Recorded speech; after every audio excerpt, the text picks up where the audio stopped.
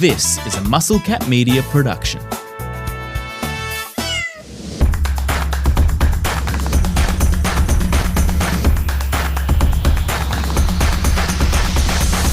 The trade deadline has come and gone. Baseball expots are here. Just again, Eric and Spoon, as Rolsey is calling the Under-12 World Cup in Tainan. If you want to follow that, you can actually listen to our latest episode. We actually broke down, Rolsey and I, the entire group stage and the super round of the Under-12 World Cup. Listen to him on WBSC, but the trade deadline is gone, and today we're going to talk value of World Series winners again. Who is a best bet after the trade deadline? Where can you find some value in a potential World Series winning bet now that rosters are pretty much set?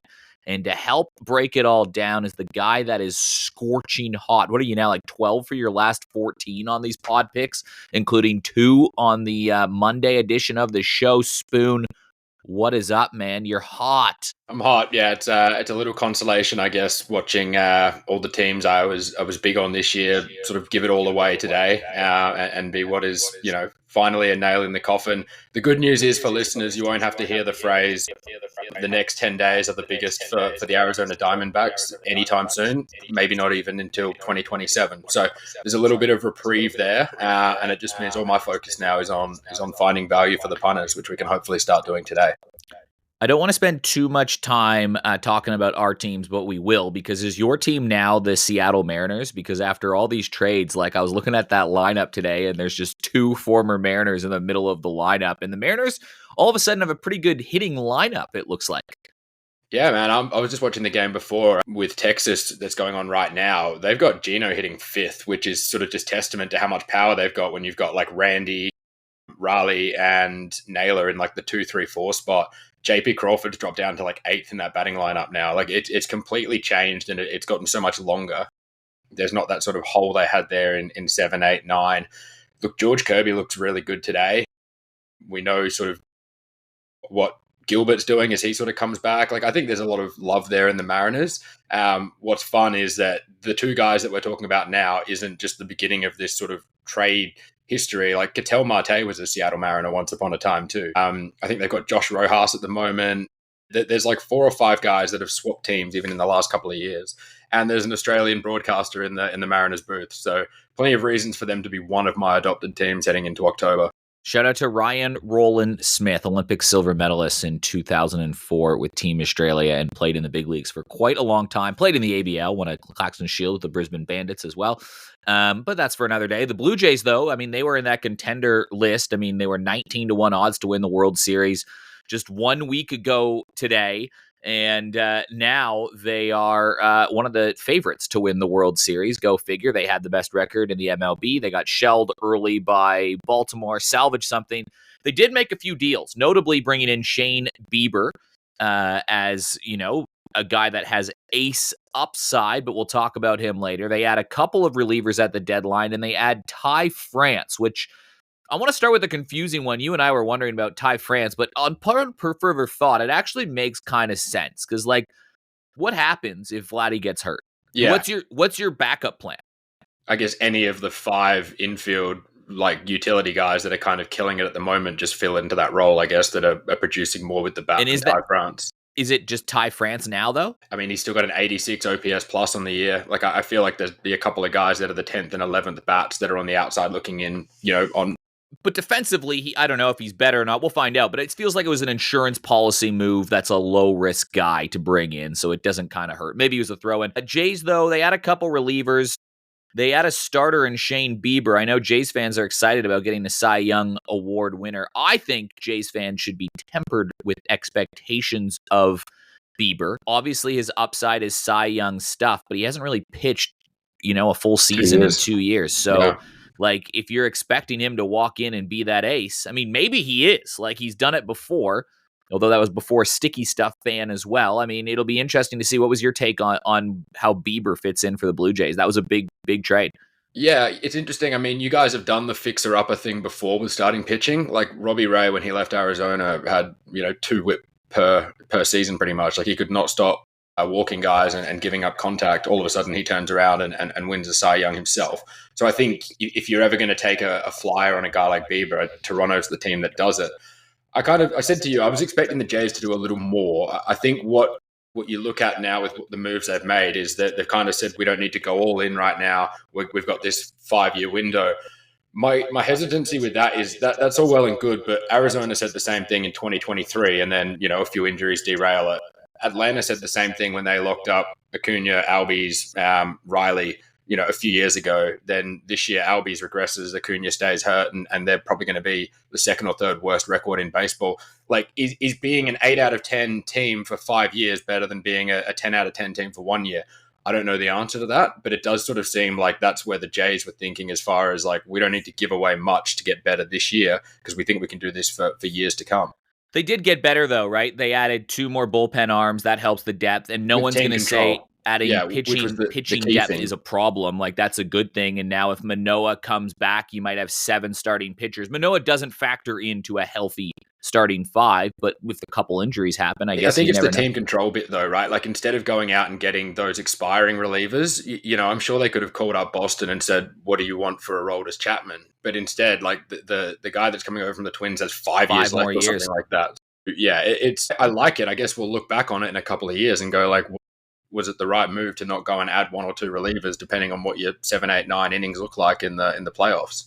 Look, you traded for Bieber at the deadline, and you gave up a prospect, and he's won a Cy Young. He's going to start in the playoffs. Like, that is what's going to happen. I'm not saying it's the right decision, and I'll allude to that in a minute, but he's going to start in the playoffs. You don't trade for a guy and not start him. Now, Barrios is having his normal year. It's just a good season. It's nothing special. It's nothing ridiculous. He's just really consistent and really good. He's in the rotation. Kevin Gossman is going to be in the rotation. I'm concerned that the Jays' best pitcher all year consistently and almost every metric, Eric Lauer, the only lefty in this rotation as well, is not going to have a spot in the starting rotation when it comes to playoff time, because it'd probably be easy to say, we're giving like $20 million to Max Scherzer as well. He probably needs to be in there, and he's one of the greatest pitchers of all time. So out of respect, I don't think that's necessarily, I hope the Jays don't play it that way. And I hope this is kind of like a Alek Manoah or Marco Estrada in playoff teams past, being like, yeah, he wasn't really in our starting 3 at the start of the year, but he kind of has to be now because they can deliver. So I don't know. I'm kind of worried for my guy, Eric Lauer. The worst thing that could happen is he ends up being that 4th guy in a 7-game series, but you're down 2-1 or 3-zip before he gets to start, right? Because you're going up against like aces from teams that have a really good 1-3. Even just jamming him out to 4 in a best of 7, he only gets the 1 start, I think is sort of massively ignoring the success he's had this year. It's going to be interesting to see. I'm excited. The Jays have, a great record. They win in different ways. They've got a really deep lineup.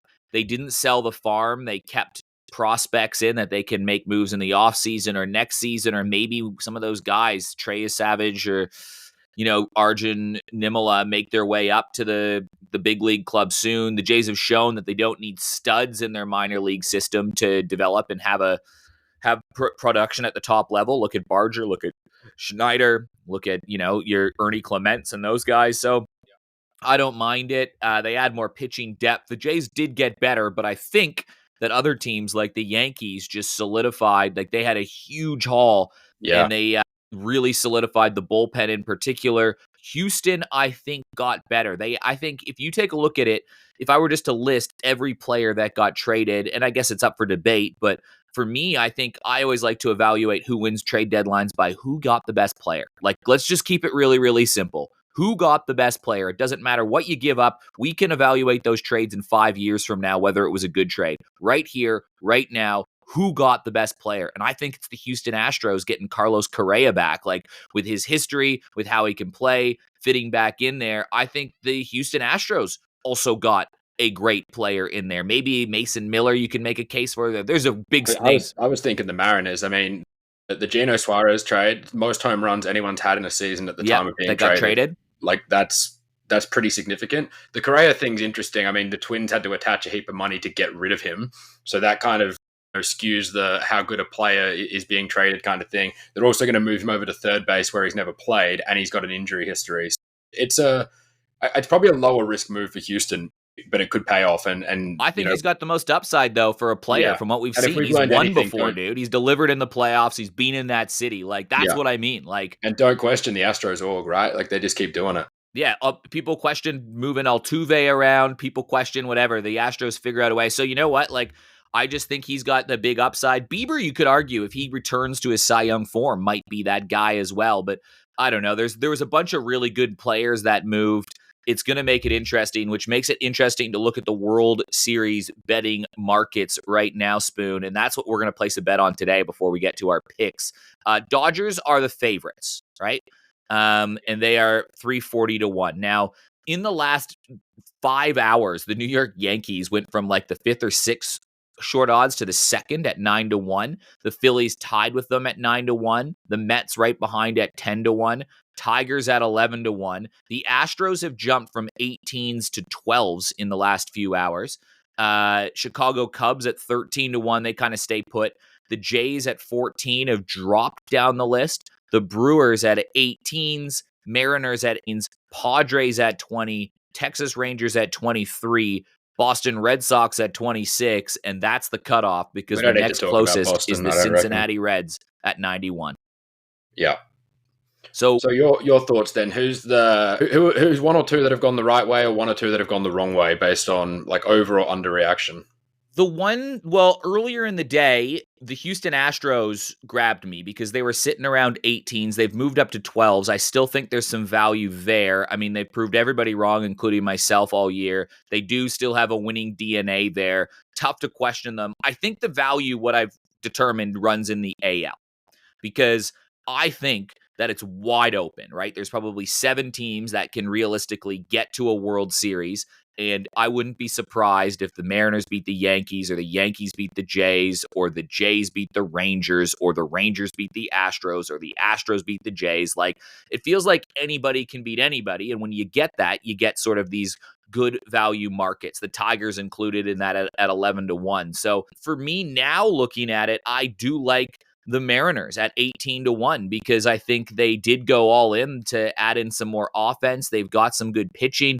18 to 1 might be the time to strike on the Seattle Mariners, but it's hard to trust an organization that's never really come close before, right? So That's my only trepidation at the 18 to 1, but I do think there's some value there. But that's not going to be my pick. I think I was messaging you about it early. I like the San Diego Padres at 20 to 1. AL screams, that's where the obvious value is. I just outlined why. But the Padres at 20 to 1, they just loaded up on some more pitching.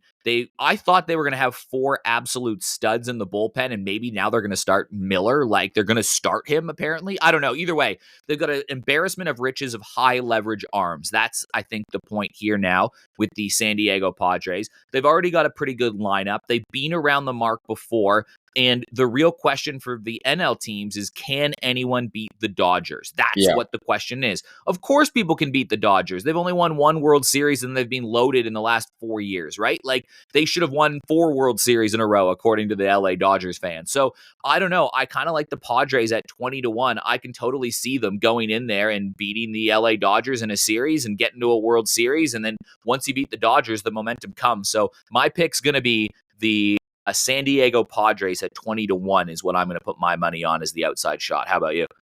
Yeah, I really like that. And just adding to your point, I mean, they did add a couple of bats too. I think they added Ryan O'Hearn and Laureano potentially. I think they added a couple of guys from Baltimore, which were good gets because the Padres lineup's been really nice, sort of 1 to 6, 1 to 7 all year. They've definitely been missing a couple of bats, and there's been so many times they get these guys on, like your Arise, your Machados, your Nandos, and then they can't actually sort of like cash in down the bottom. So I think, again, like we were saying with the Mariners, strengthening that lineup has that effect of, now we're like 9 deep, and I think they're in a really good position with that.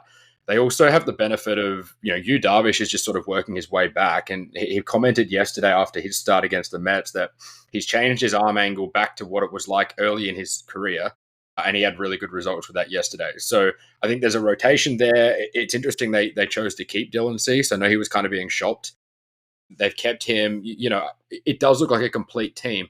What's really interesting is the Phillies and the Mets are $9 and $10 respectively. And that comes down to, okay, we don't know who's winning the division, but one of them is going to. by the same logic, like ever since they expanded the playoffs, winning the division has mattered less and less. And wildcard teams are going on deep runs. Having the Dodgers at 340 just because they're definitely going to win the division seems like way too short. And by that token, the Padres are now way too long. So, yeah, I mean, I guess I'm sort of supporting your call and adding to it because I think that's a really good bet. I also do like the Mariners, as you touched on. I'll make my call one that we looked at a couple of weeks ago as a team to make the playoffs, and they're kind of doing the right things to get there, and now they're sort of adding to it, and that's the Rangers. And sort of mentioned in our group chat a little bit earlier today, DeGrom, Eovaldi, Merrill Kelly, 1, 2, 3 is probably a top 3, 1 to 3 sort of. Maybe top 1, dude. Yeah, potentially. I mean, like, who's better, really, as a 1 to 3? Maybe if the Astros have all of their guys healthy, I don't know. Like, if Merrill Kelly's the 3, it's the same reason the D-backs went on that run in 2023. Merrill Kelly's like the best 3 that you can have, I think. Maybe the Mariners, if everyone's healthy, like if Kirby's kind of shoving Brian Wu and Logan Gilbert, like, yeah, okay, that's probably pretty close. Yeah. Winners. Yeah. So I'm like right now in a playoff series, I'm like, okay, Rangers, they've got to get there first. They also added Mayton to kind of shore up a bullpen that was been okay. It's just really going to come down to can the bats figure it out, right? Like Adolis Garcia has been underperforming. Semion's kind of gone sideways a little bit. Seager spent a lot of the year injured, but he's healthy now. Jock Peterson's looking to be a terrible signing at the moment, but we know, like, everyone knows about Jocktober, right? Like what Jock Peterson did for the Braves when they won in 2021. Like it just takes a good month for a guy like Jock Peterson. So if you're in, you're a chance. So yeah, 23s for the Rangers after adding arguably the best starter that was available, if not, top 2 or top 3. But they've been treading water all year, and now it's the time to get hot at the right time. I see a world where, we're looking in mid-September and the Rangers are kind of $12 because they've got that AL wildcard spot locked in and they're building positively with the right momentum. Dude, 18s though for the Mariners. I'm looking at their lineup right now. Arozarena, Raleigh, J-Rod, Naylor, Suarez. Like there's no 5 better power hitters. Yeah. Anyway. My God. But the thing is with power hitters is they can go cold in the playoffs, right? Like that's what kind of scares me too.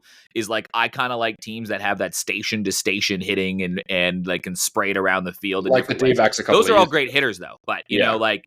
What about the bullpen, though, man? Like, how many All-Stars there with Munoz, Brash? Unbelievable. Like the Mariners could win it all. Their 7, 8, 9's unreal. The rotation's there. I think 18s is the craziest value probably of the 3. But, I mean, if you're putting $20 on Mariners 18s, Padres 20, Rangers 23s, and, all of them kind of win their first-round matchup, hopefully the Rangers and the Mariners don't run into each other too early. Like, you're looking at a $400 kind of return from one of them. And that's where you can sort of start to play around. And if the Dodgers do get knocked out, you're going to be locking in a profit regardless. So what, do you do like pick 4 teams and put a half unit on all of them or something like that? Is that kind of how you would approach this? Yeah, I've done that in the past and you can just take some off the table because now, like you said, the teams are set. There's 12 to 13 teams worth watching for the rest of the year.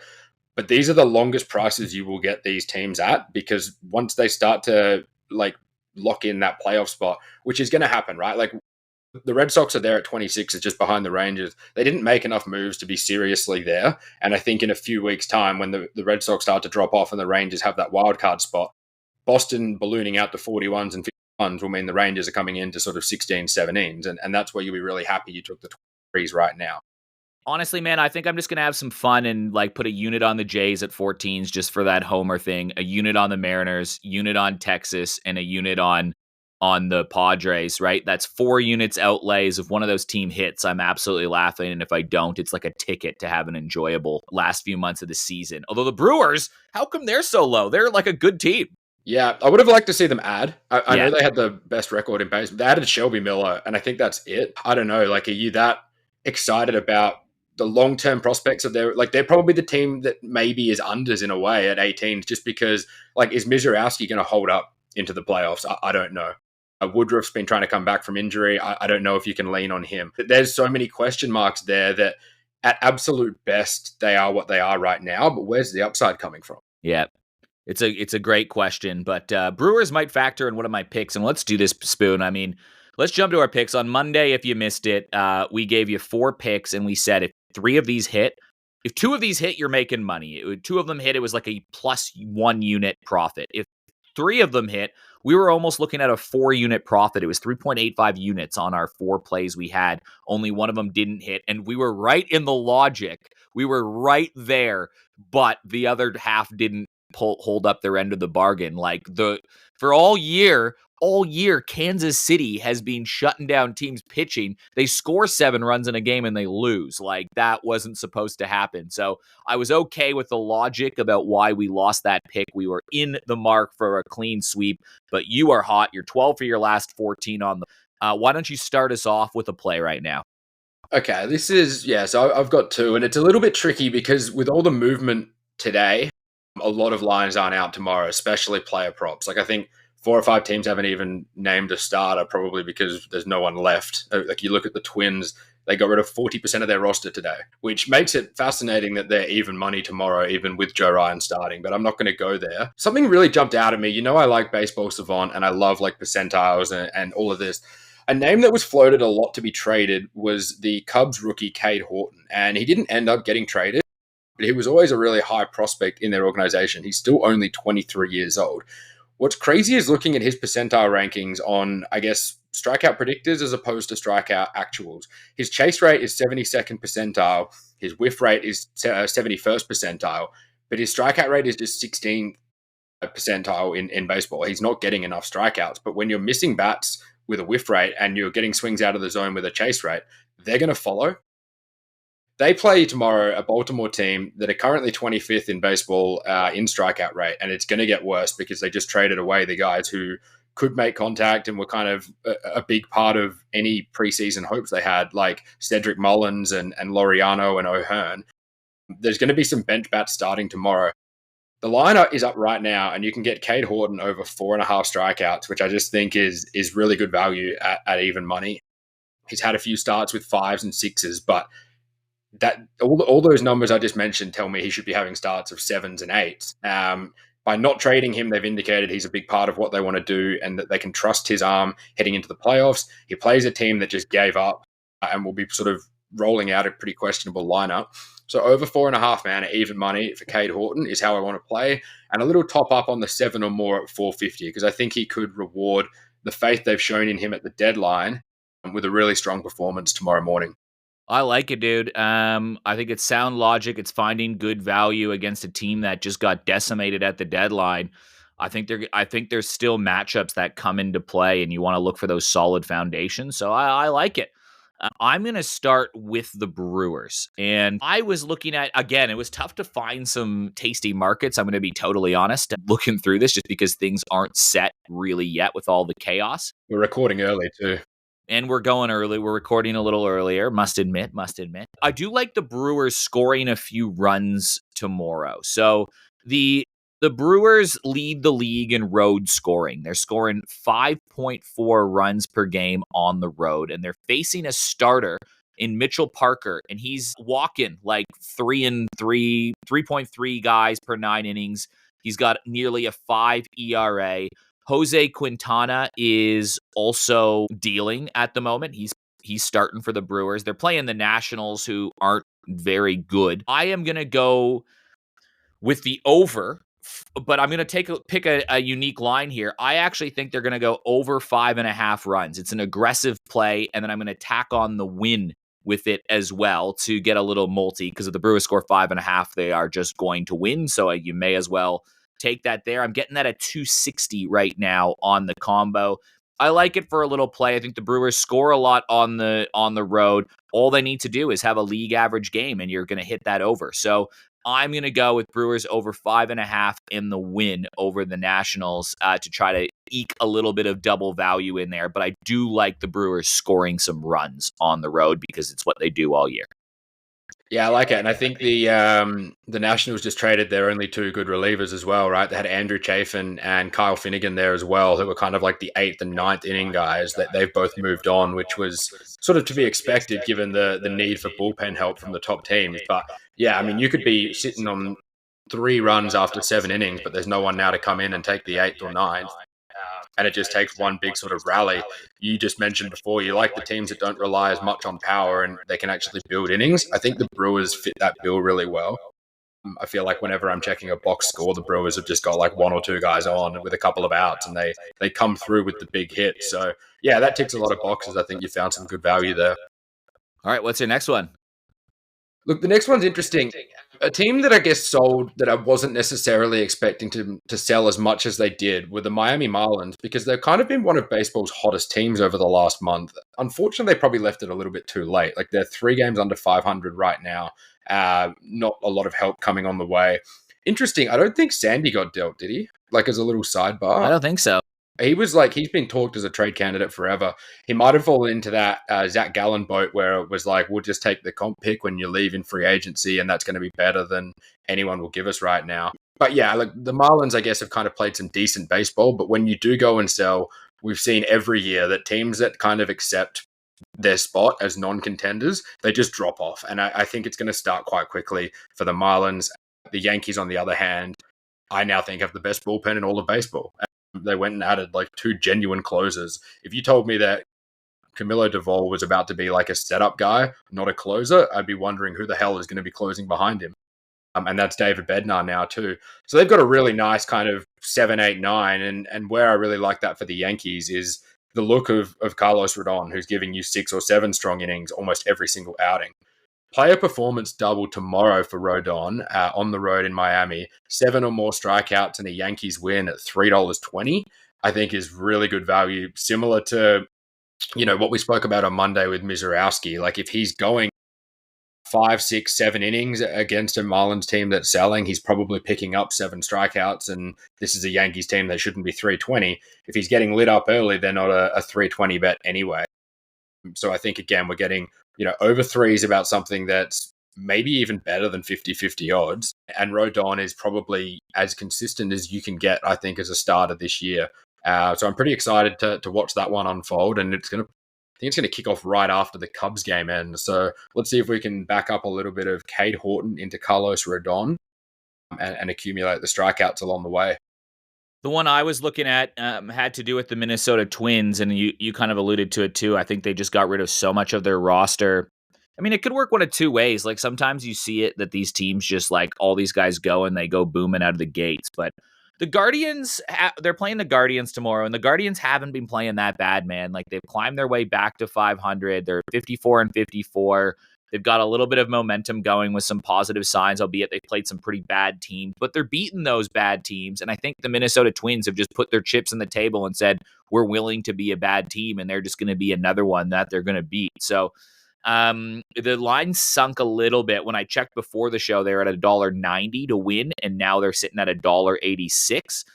It's almost double money just for a straight up home team to win, and it's because they're going against Joe Ryan. But I just don't know what this Minnesota lineup is going to look like. So I don't know if you want to attach a pitcher strikeout to that or just take the 190 as it is. I don't really trust Gavin Williams too much, to be totally honest. He's had an 11 strikeout performance kind of recently, but like he's either boom or bust. Yeah. So I kind of want to avoid having any like stake in the game. And honestly, I'm kind of keen at that $1.86, $1.90 line just to jump on the Guardians. I know it's not over our double money, but I just think it's good value for a home team versus a team that is, struggling. Yeah, I agree. These are the kind of setups you don't see often, but when $1.90 should be $1.60, you just kind of up your stake, So like, is this now 1.5 units or 2 units instead of the 1 because it's such a rare? Like, I agree. I think it's a genuine misprice. There was a Minnesota beat reporter came out and said that one guy left in the dugout said something along the lines of, "Why would anyone want to stay now that they've given all these players away?" Like the vibes have to be atrocious. Like, sure, Joe Ryan might go up and pitch 5 or 6 strong innings, and it could still just be nothing after 5 or 6, and the Guardians' pitching factory will just sort of take over from there. What's key to this as well, the Guardians chose not to trade Stephen Kwan, right? He was a name that was popping up a lot as a guy who could get moved. They've still got J-Ram, who's a top 10 player in the sport. They've got Santana, who's been solid all year. There's a lot more certainty for me in what the Guardians are dishing up, as opposed to the Twins being Joe Ryan, Byron Buxton, and friends. that at $1.88 I'm looking at on Sportsbet, yeah, I think I kind of have to have a go there. I think that the Guardians think that they can still make a run. Like we've said before, like in the AL, all it takes is a hot 2 weeks. Like if they go win 8 of 9 games, they're probably going to be in the playoff factor again. And they did it last year with a similar group of players. They have one of the best players in baseball, period, on their team. Yeah, they got rid of Bieber, but Bieber hasn't been on the team this year. So it's not like they've lost anything. They've lost a guy that probably wasn't going to contribute anyways. And they might even get a guy that might even be called up this year. Like, who knows? Their closer might be going to jail, though, which would potentially derail Their closer might be going to jail. That might be a problem. But they seem to be playing some better baseball lately, so I kind of do want to jump on them. So our ticket looks like Cade Horton versus the Baltimore Orioles, over 4.5 strikeouts at just even money. Good value there. Brewers to win and over 5.5 runs scored at 260. You get the Guardians just to win on the nose at $1.88 or $1.90. We'll round it up to $1.90 to keep it even for the sake of a pod, just for the 2 cents. And Rodon, 7 or more strikeouts in the win at $3.20. It's 4 plays for you. We hope this gets you through another start on the weekend. If we lose all of these games, we would be even money from the last 4. All we need is 1 to stay in the profitable over the last week. If we get 2, we're going to be laughing once again with some money made back. Spoon, thanks for joining me. Anytime, mate. Looking forward to another weekend.